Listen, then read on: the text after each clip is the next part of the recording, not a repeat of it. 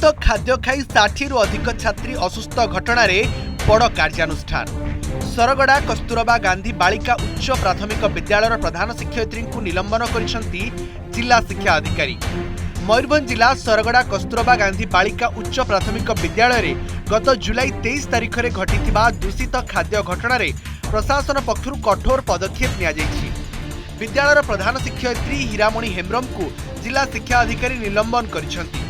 सूचना अनुसार से दिन सकाळे हॉस्टेल प्राय 100 अंतेवासी छात्री खाद्य ग्रहण करथिले। यहाँ पर 60 रु अधिक छात्री असुस्थ होई पड़िथिले।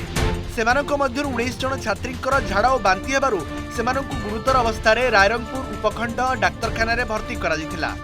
अन्य असुस्थ छात्री मानकु हॉस्टेल ही मेडिकल टीम पहुंची चिकित्सा सेवा जोगाइथिले। घटनार तदंत पर कर्तव्यर अवहेला अभियोग रे प्रधान शिक्षयित्री विरोध में निलंबन कार्यानुष्ठान निया जायथिबा सूचना मिली। बिजातला ब्लॉक शिक्षा अधिकारी दिलीप नंद यह सूचना को स्पष्ट करिसेंती। घटना पर विद्यालय में खाद्यर गुणवत्ता और सुरक्षा व्यवस्था को नहीं पुणी थे प्रश्न उठी। आपण माने देखुछंती ओटीवी नेक्स्ट।